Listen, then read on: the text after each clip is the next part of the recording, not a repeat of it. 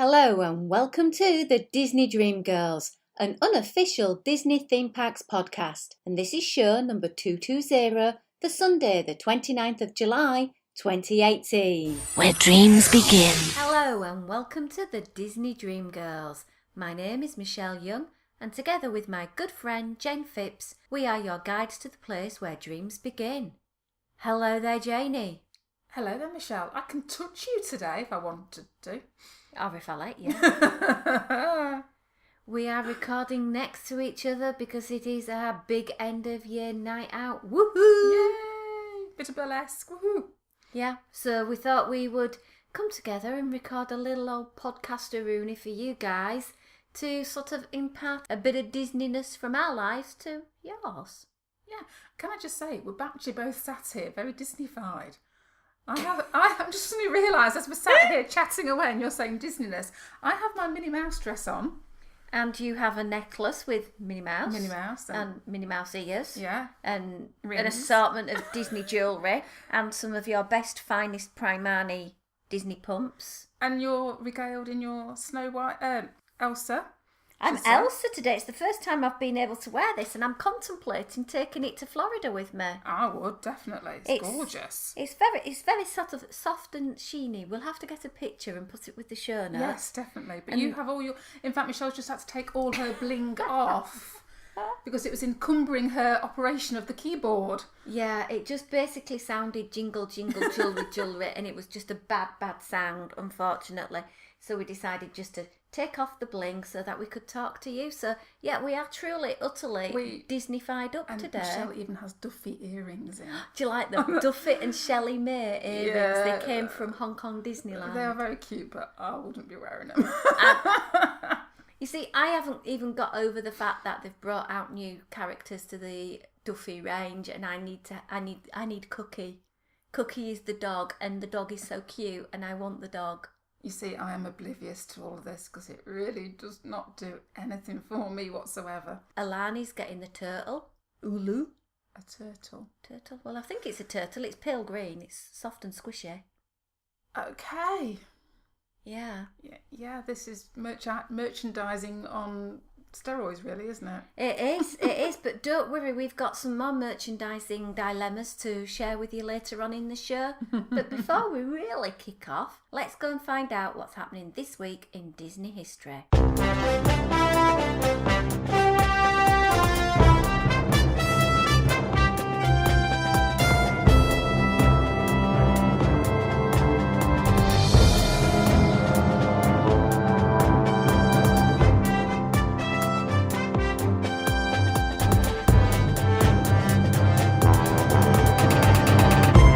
A merry hello to the people who are listening to this podcast. And this is me, Kieran.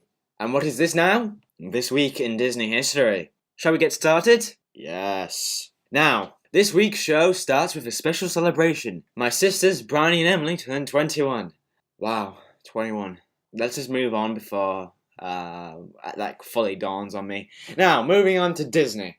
On the 29th of July 1999, the Rock and Roller Coaster in Disney's MGM Studio theme park at Walt Disney World saw invited guests attending a special opening with Aerosmith themselves. On to the 30th of July in 1998, the Disney Magic went on its maiden voyage. It cost a staggering $400 million to build and was constructed in Italy. She has 11 public decks, can accommodate 2,700 passengers in 875 staterooms, and has a crew of approximately 950. Moving to the 31st of July in 1934, Disney filed a lawsuit against the United Biscuit Company of America. The case involved the unauthorized use of Disney characters for animal crackers. The suit was settled in favour of Disney after 4 months. On the 2nd of August 2001 in Burbank, California, Disney renamed its Soundstage 2 to the Julie Andrews Stage. Soundstage 2 is where Dame Julie filmed Mary Poppins and returned nearly 4 decades later to make The Princess Diaries. For the ceremony, Julie Andrews wore a crisp white suit, and Mickey Mouse, Dick Van Dyke, and Roy Disney were present among others. Also on this day in 1998, Disney's private island in the Bahamas, Castaway Cay, welcomed its first Disney guests, arriving from the Disney Magic. Moving onwards to the 3rd of August 1994, Tokyo Disney welcomed its 150 millionth guest. It roughly averages 16 to 17 million visitors a year. Now, on the 4th of August 2009, the Bay Lake Tower at Disney's Contemporary Resort opens in Florida. Part of Disney's Vacation Club, there are 428 rooms in the tower. It is topped with the Top of the World Lounge, exclusive to Disney Vacation Club members and their guests. That's it for this episode. Goodbye. So quite a little bit of Disney news there from our Kieran for this week. For me, the Disney Magic, that was a big milestone for me. Yeah, very, what's the word I'm looking for? Kind of in keeping with what's happening with you this year. Yay, Disney fantasy, I'm so excited and I just can't hide it. Very, very, very, very, very giddy. Obviously, Bay Lake Tower doesn't really matter much to either of us because we've neither stayed there. No. Obviously, the lawsuit about Disney, well, Disney is still doing lawsuits, but as I posted on our Facebook page last week about that dodgy carousel that was in my local city's fair with sort of Disney characters and then right slap bang in the middle, a Minions bus. Yeah. Well, it does annoy me, I have to say, when you, especially this time of year, and you'll see the ice cream vans, and they've got some rendering of insert name of Disney character, usually Mickey, very badly done. Or it's they're going into shopping centres and they've got characters, I'm doing inverted commas now, because it's like they're not proper versions of the Disney suits and it's, badly shaped Mickey heads and all that sort of malarkey. Very reminiscent of what you see on Hollywood Walk of Fame, the stars and everything, Hollywood Boulevard with all the characters there that look a bit dodgy, where you get a £450 Superman. Yeah.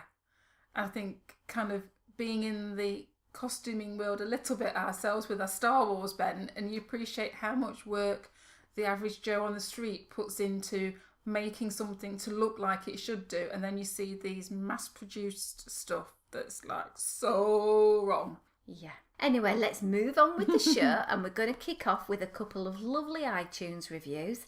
Thank you, Jennifer and Lisa G2776, who both left us fantastic 5-star reviews in the middle of July. So thank you to both of you. Yeah, thank you, guys. We're going to talk through an assortment of different things. I think it's just Michelle was a little bit bonkers when she was writing up the show notes, and just for a change, folks. We've come up with some really bonkers ideas, really, which is a bit different. And we're going to kick off with a bit of food.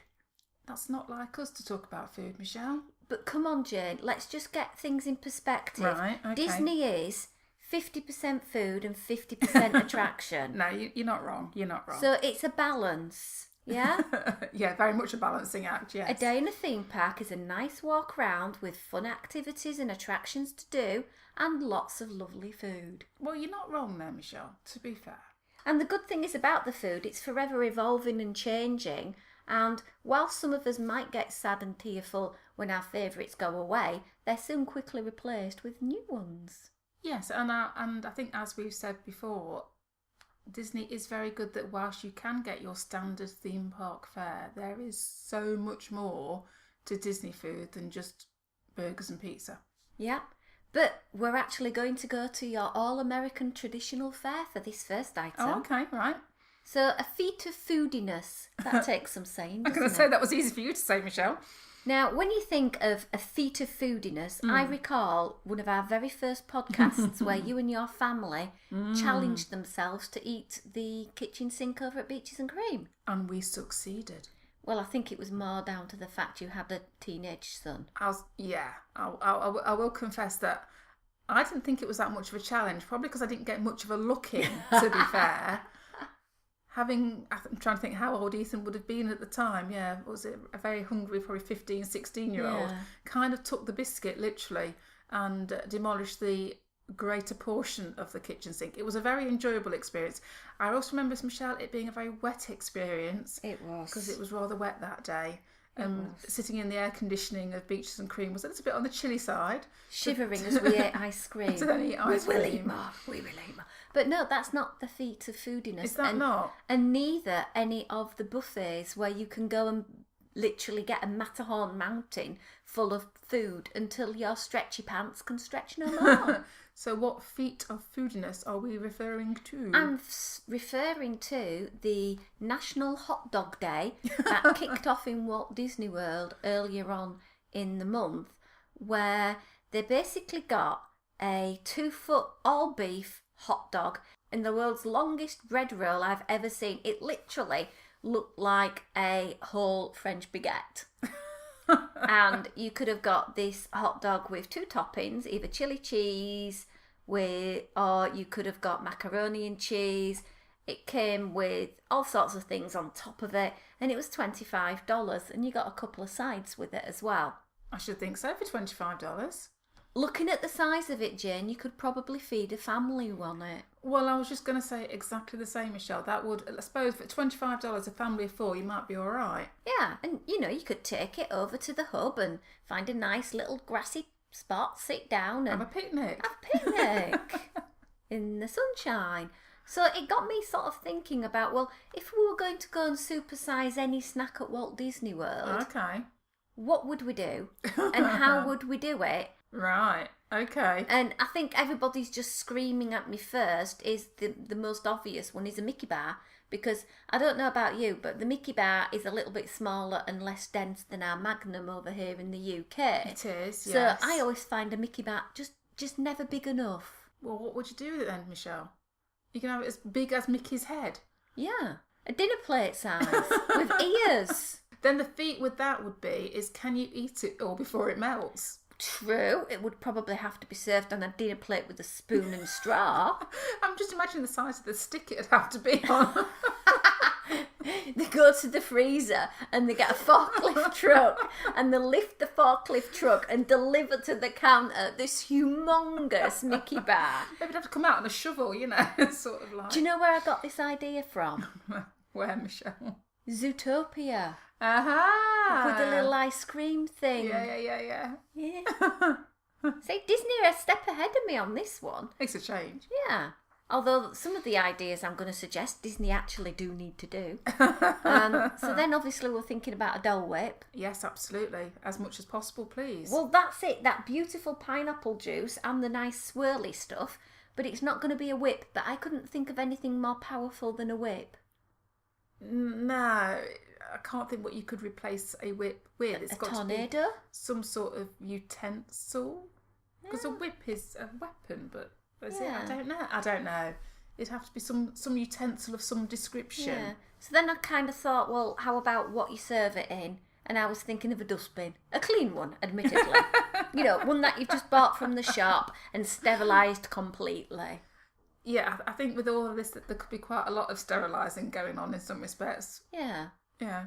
But then, you and your family could get you a little bit, all right, we'll go with a bucket. Right. And you can have a kitchen, you can have sort of like a Dole Whip bucket, and you can all have a straw, and it's a fight to the death to who drinks all the pineapple juice up, and then you can slurp up the ice creamy Dole Whippiness. There is one theme going on with all this, though, Michelle. Buckets.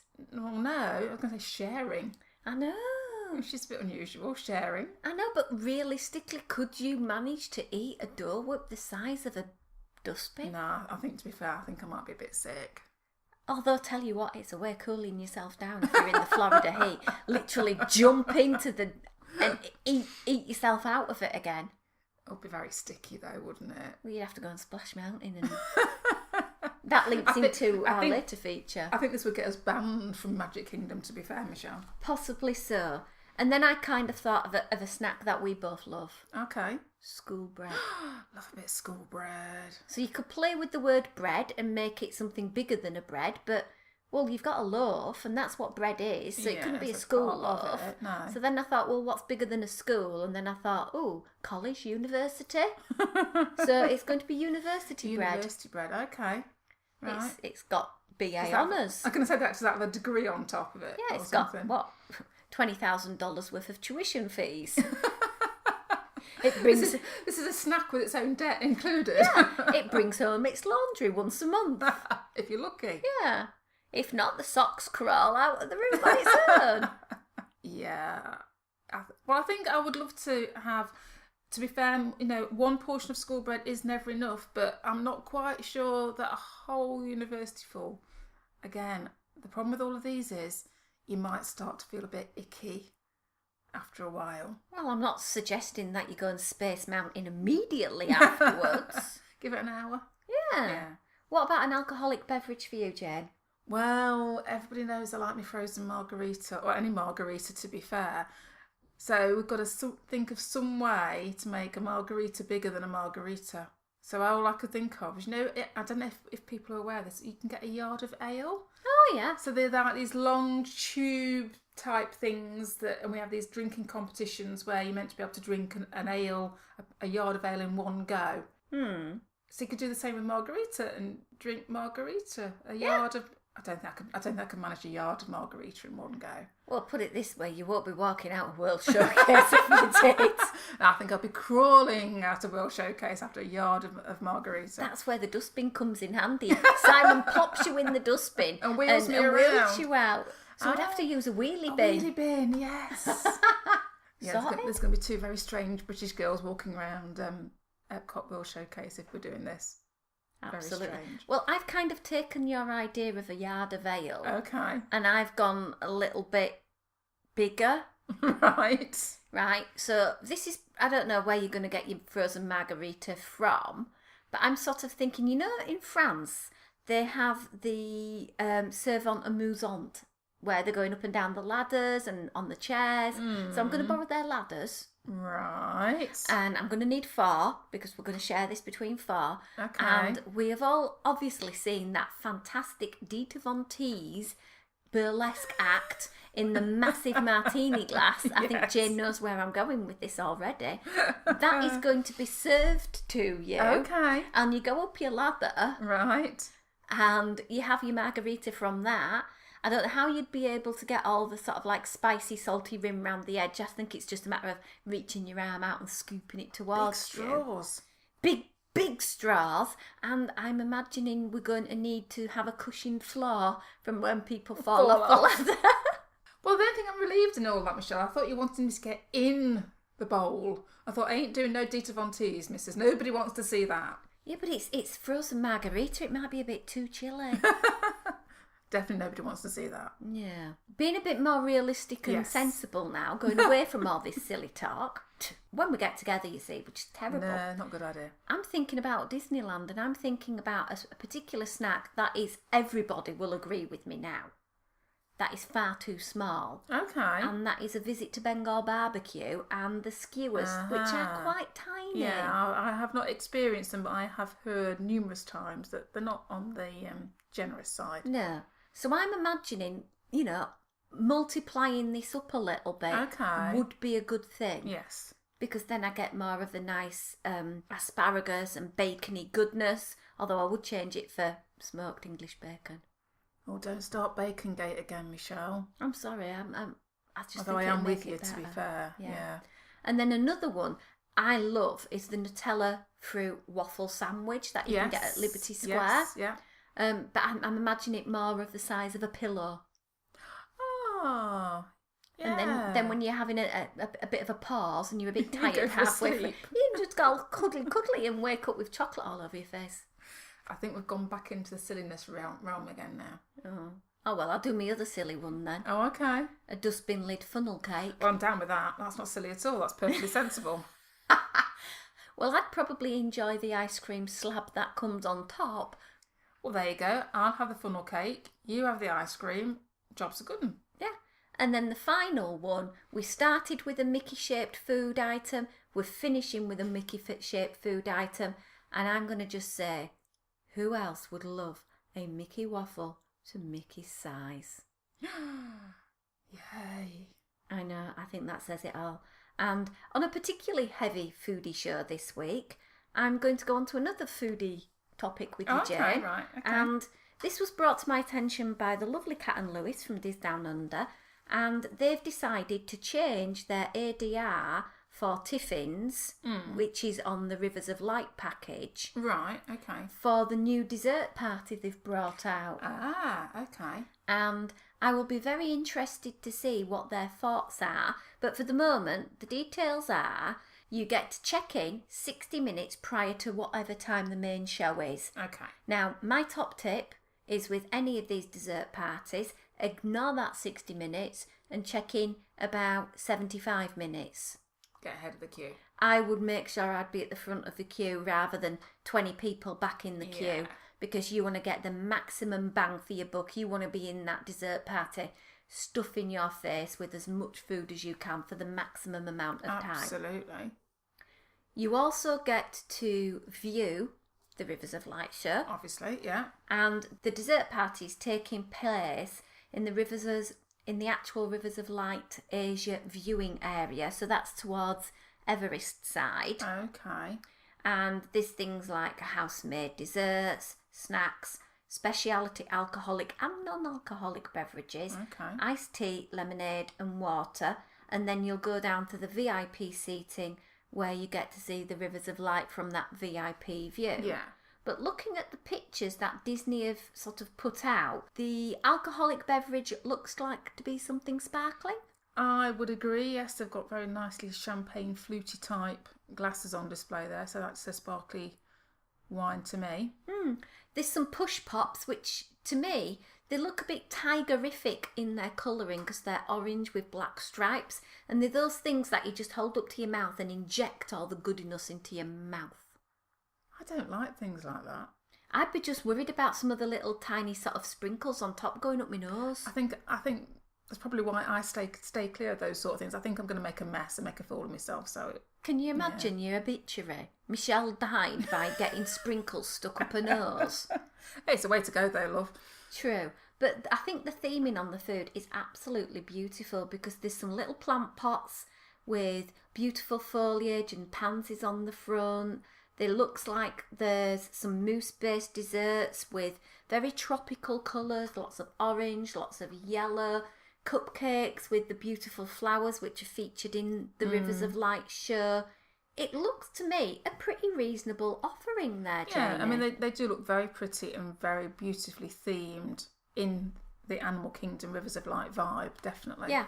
It starts on the 11th of August, so we're not going to find out for quite a while, but you can now book it by using the usual number 407 939 3463.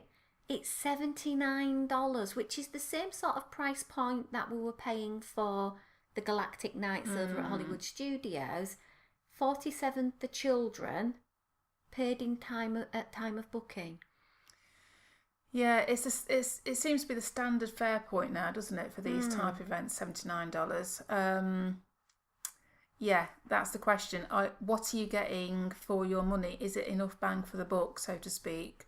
Because you're basically getting lots of desserts. How much can you actually eat for $79? Well, I would turn up ravenously hungry and possibly with a Tupperware for things that don't go squishy or would melt. But I shouldn't really say that because you're not supposed to take stuff away with you, so I'll shut up on that. Yeah.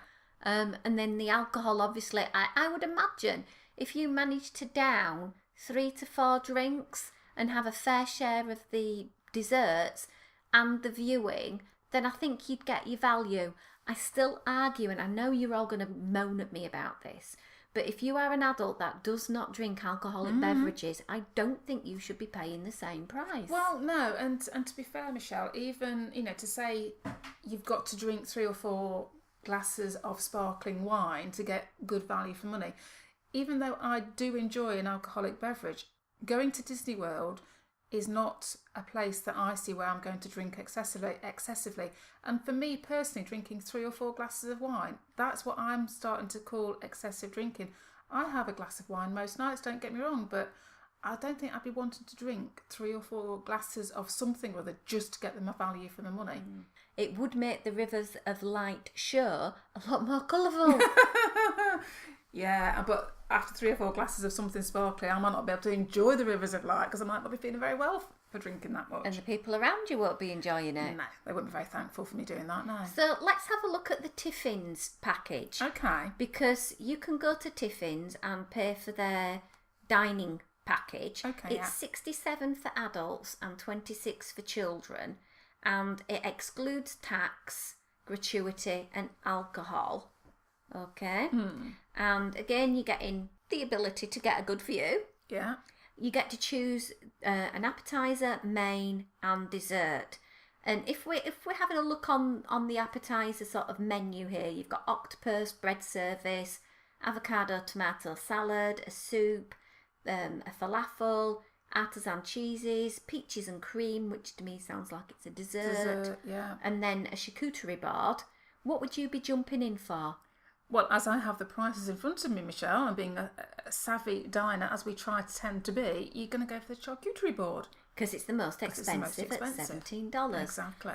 Going on the same principle then, the main meals range from $29 up to $53. I think to get your money's worth, I would be going for the Snake River Farms Wagyu Eye of Ribeye at $53, the most expensive. Because I think if you're going to go for the crispy corn cake at $29 when you've paid $67 for the opportunity to eat there, you're doing this wrong. Yeah, I think you've got to be a little bit savvy about it, haven't you? I mean, there are some lovely options on the menu and that don't necessarily cost the 53, and you could get some, your money value up there. But yeah, don't go for the cheapest. Yeah, and they do have some beautiful desserts here. There's the beautiful, really rich South American chocolate ganache with a bit of banana. So if you like that little combo, I'm sure, Lewis, that would have been one that you would have liked. But I've had the sorbet tasting from here and that was delightful, but it's the cheapest, so I'd be going for the most expensive, which was the chocolate. Yeah, well, I think with any of these, if when you're, especially like if you're using the dining plan or if you're using any of these offers, then you've got to look in advance, haven't you? Check out the menus and then make sure that you make the most of it. Yeah. And while we're talking about Rivers of Light, my personal top tip, if you don't want to have to queue and you don't want to have to utilise a fast pass, I would suggest the best value is the Tusker House breakfast, which is at $39, $24 for children, and this gets you the seat at Rivers of Light, and you get that beautiful, very different African flavour of breakfast at Tusker House over in Harambe, and I do think that is a very good option because it's a buffet. You can abuse it as much as you want, have your fill, and then have a full day at Animal Kingdom. I was going to say, because you have got three options there to get that preferential seating or whatever you want to call it for your Rivers of Light. That three very different price points, and you have to say, looking at the price points and what you're going to get for your, that phrase, you bang for your buck again, both the restaurant ones scream out at being personally better value than the dessert package. True. I think I'm in agreement with you. And just a top tip on the Tusker House one, I would personally look at what time park opening is on that day and plan to have an hour and a half queuing in the standby line for Flight of Passage, and then go on for my breakfast at Tusker House, okay. Good rather idea. than doing it the other way around. Yeah, miss out. And then you can always have another, you could have used a fast pass also then, Flight of Passage for later in the day. Yeah, definitely. More food. Food and food and food. I know, because one of the highlights of a trip for me in the past of going to Disneyland was having breakfast at the Riverbell Terrace, where they made the really cool trio of pancakes into a Mickey head. Okay. And then they had a toppings bar where you could get some fruit compote, some nuts, some raisins, and decorate the pancake. And it wasn't expensive, but obviously when the menus changed, well, I'm hearing jungle drums going, it's coming back. Have they been listening? Hopefully so. Well, let's move away from food now. Okay. And we've got some top tips to stay cool this summer because I will be frying my what's-its off on the 12th of August through to the 1st of September in Orlando, the hottest time of the year to go and visit.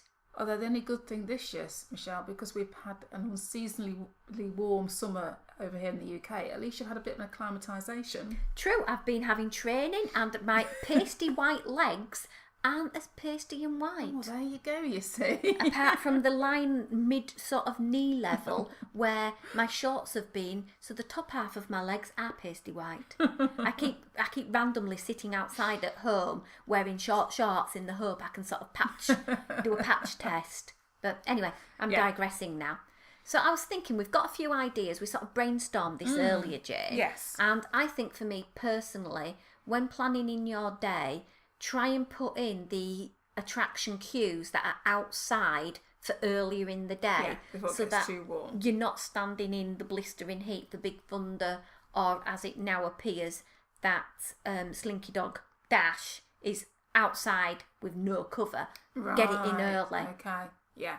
I mean, it's a kind of a no-brainer, isn't it? You know, Mad Dogs and Englishmen go out in the midday sun and all that, but no, midday sun, you need to be under somewhere cool and something that's got some shade going on. Because remember, it's the sun as well, isn't it? It's not just the heat; it's the effect the sun will have on you. So yeah. You got one for me? Fast passes for your water rides. I've done that. And then you can go after lunch for a bit of a cool down. I've done that with Cali River Rapids because Animal Kingdom to me is the hottest park, and the queue for Cali is always ridiculous. Long. Always ridiculous. And it doesn't have a single rider line. No. Whereas if you're in Disneyland, the Grizzly Rapids over there does have a single rider line. I wonder why they've not done that over. And normally I can get on that in within like 15 minutes over there. So for me personally, this is going to be a really good tip that I've got the Cali River Rapids, I've got Splash Mountain. I think on Splash Mountain there's a single rider line, so... Yeah, but at least with Cali River, you know you're going to get wet. You're going to get wet. And it's just sad that you're not on there for too long. And my top tip is remember to do the little button on the old Apple Watch to splish out the water. Oh, okay. I didn't know you could do that until someone said, why were you taking your watch off to go swimming? Because no, you can wear it in the water. It's a Generation 2. Now, that's something I didn't know, Michelle. Not that I have an Apple Watch, but, you know, always good to know. It is indeed. Next one, keeping with the wet theme. Okay. Splash zones aren't just for kids. I didn't think they were. They are for adults too, to go and splash and get as wet as those kiddies are. Oh, absolutely. And my particular favourite one is in Storybook Circus in the Magic Kingdom. Get really wet there. You can get really wet there. But there's also that great position one of going from Future World to World Showcase in Epcot, and that's a really nice one, just to cool off before you hit your margarita time. Ah, yeah, you're combining two features there, Michelle. Yeah. I think the next one's one for you, lover. Yeah, this is taking in those attractions where you've got lots of shade or lots of air conditioning. So things like Great Moments with Mr. Lincoln, or going inside some of the pavilions at Epcot, watching some of the films, that type of thing where you're going to have lots and lots of shade, lots and lots of air conditioning, perhaps even the chance for a bit of a snooze, maybe. Perfect. Nothing like a mid-afternoon snooze. And over in Disneyland, one of my favourite things to do in an afternoon is to go and watch Mickey and the Magical Nap. Oh, yeah. Mickey and the Magical Nap. What we did there, Michelle. Oh. Yeah. The next one is only to be done if you're in Disneyland, and this is to go to the Tiki Room and grab yourself a Dole Whip. End of, yeah, no. And go and slurp it inside. Yeah, lovely. Fantastic. And then either parks, really, any of the parks, monorail boats, trains, anything like that where you're going to get a bit of air conditioning, you're going to be undercover. They're always good ones to take advantage of. Going out on a boat, you get a bit of a breeze coming off with the lakes and things like that. Anything like that will give you a bit of a cool down. If you are inside with the boat, or you could get a bit of a tan, but the train and monorail is great for having a nap. Just stay as long as you like, keep going round. Well, you can't in Disneyland, they make you get off eventually. Millies. No fair. The next one is where Jayne's going to be, and that's the character meets. You know, you can go in Star Wars Launch Bay if you want a light or dark side, or you can go find a princess. And I think this is a really good thing that a lot of people book the fast passes for these character meets. And I personally don't think it's a good use of a fast pass because whilst the waits are very, very long, they may be 80 minutes, they may be 90 minutes, but you can be sat down in air conditioning, your kids can have a nap, you can be playing on your smartphone, communicating, editing your pictures, whatever, listening to your favourite podcasts. It's a good idea, Michelle. Yeah. You're there out of the sun. Yeah. And this is the key, isn't it, with a lot of these things that we're suggesting, especially at those key points during the day, the middle of the daytime, is finding somewhere to escape. So, which kind of leads on to a bit of hotel hopping. I think, especially from visitors coming from the UK, you know, look beyond just the theme parks. The hotels are great places to find quirky bits to go and see, and actually have a walk around the gardens or the landscaping, but also go inside, find some shops, find somewhere to eat. Particularly in agreement with this, with going over to Art of Animation Resort, because if you've not been over there are some fantastic picture opportunities with the huge displays that they have there with the characters. It's well worth the trip over. And if you're in Disneyland, how better than just to go into the Grand Californian, sit in the big lobby and just chillax on a sofa. Yeah, absolutely, yeah. You know, absolutely perfect. And if you're visiting a hotel, well, hotels have shops. Yes, Michelle. And they have unique shops. They do indeed. That sell things slightly different to the theme parks, which I particularly like because you can go and pick up some really nice things. I always tend to use Disney Springs as well in an afternoon or downtown Disney to pick up little bits and pieces that you don't necessarily find in the third park. Yeah, and we have been known to actually try and wind our way around theme parks purely by going through the shops, just to make sure that you get that air conditioning. Yeah, and it becomes a challenge. It's like a little mini challenge for you to do. Can you get around a theme park just by going from one air conditioned place to another? And the hotels, in a way, are an attraction in their own right. Yeah, definitely, definitely. Most of them have something going on, as particularly the monorail ones as well, where you can go to the Grand Floridian, there'll be some music happening, you can go over to the Polynesian, and there's always something going on. You can go say hello to the staff, go and have a little look around, have a Dole Whip. Yeah, I can say the hotels are, I think, sometimes an undiscovered little gem where you've got your shops, you've got your eating, you've got the landscaping, you've got the theming. People don't necessarily realise they're there. And if, take it as an opportunity to go and scout out somewhere maybe for your next vacation. And this sort of links into our last one. Instead of being restricted by theme park fare for lunch, why don't you get out of the theme park you're in and go to one of the resorts and try their offerings there? Because for me personally, there are some really good offerings in the hotel. I quite happily go over to the Polynesian and eat at Captain Cook's. I was just going to say exactly the same thing. Captain Cook's would be one of my first things that would spring to mind. Yeah. Get the boat over to Wilderness Lodge and Geyser Grill. Oh my word, well worth a trip. Yeah. Sitting in the nice bar there. And okay, we can't go in the pools of other resorts anymore like you used to be able to. But it is nice just to be able to go and have a wander round at Wilderness Lodge. There's the Carolwood Pacific Room. There's the beautiful interior. And that can take a big chunk of the afternoon out. I'm going to say, it not only does it give you somewhere cool to go and it gives you a different experience, but sometimes, the parks can get absolutely heaving with people and stuff happening, and you might just need a bit of respite from all the hustle and bustle and actually going to a resort where it may be a little bit quieter middle of the day and taking advantage of those eating places or the shopping or whatever it may well be might just be what you need to recharge your batteries for going back into the parks later on in the day. Yeah.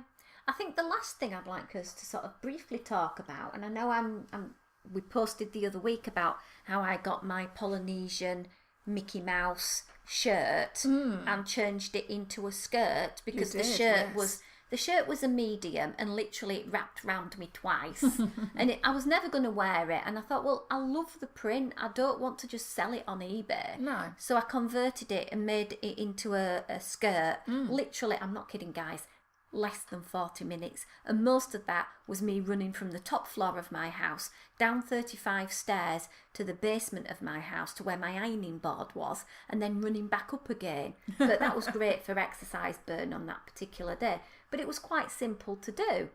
And what I'm seeing now more and more so with people going to the parks, more people are bounding, more people are wearing their Disney attire, And Disney have been very savvy over the last year or two, and they've been bringing out all of these different themed ears with the sequins, and people have been going crazy for them.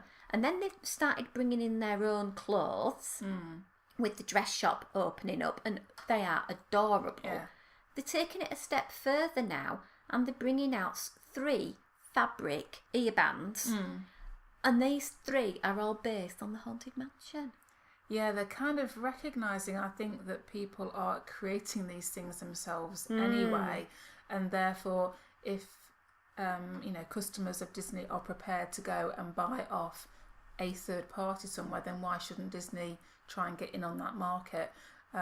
So it may be to the detriment of individuals who are doing this craft themselves, but I have to say that particularly the first set of ears that Michelle and I are currently looking at, which is representative of the stretching pictures with the little fabric flowery print, I do think are rather cute. It's Tightrope Girl one, and then there's the one with the sort of bat and the maid uniform and the purple wallpaper, which is quite an iconic image. And then the last one is, to be honest, I would not wear this.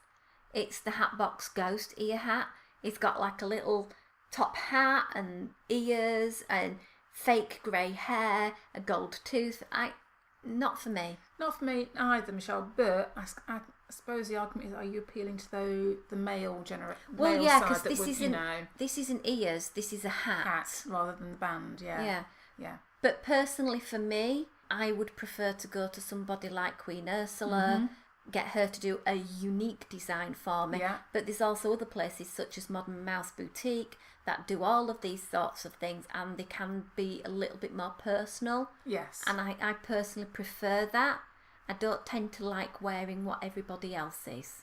Yeah, you can't blame Disney for cashing in on the market. Absolutely not, because when these ears retail anything up to $30, it's quite a lucrative revenue stream for them to sort of put in the back pocket and go ka-ching with. Absolutely, and if that means we get more attractions or whatever it may mean in the future, then we can't moan about it, can we? We should buy some Disney shares and benefit that way too. Maybe. Okay, well, we're going to wrap up this show. We hope you've enjoyed our musings. As usual, if you'd like to contact us, it's info@disneydreamgirls.com. We are on Instagram and Twitter @DisDreamGirls. Make sure you are following along, because there will be lots of content coming from Walt Disney World and the Disney Cruise Line when I eventually get there. We have a few shows coming up for you. Not quite sure what we're going to do while I'm away, whether we just put a mini show out or we drop a week or whatever, because I'm sure all of you guys are busy with vacations anyway. But the beauty is with a podcast, if we do release a show every week, you can always hop back, catch up with it, because most of what we yarn about isn't really time sensitive. No, we've got lots of stuff out there that's can be listened to at any time, can't they? And there's over 200 shows that you can go back and listen to. So perhaps go and have a laugh and listen to our first shows together. It might be quite interesting to listen back to some of those now. Don't. Anyway, if you want to hear more from us, you'll find us on the E-Avengers, where we assemble with some more of our Disney-loving podcast buddies. But until next week, it's goodbye from me. And it's goodbye from me.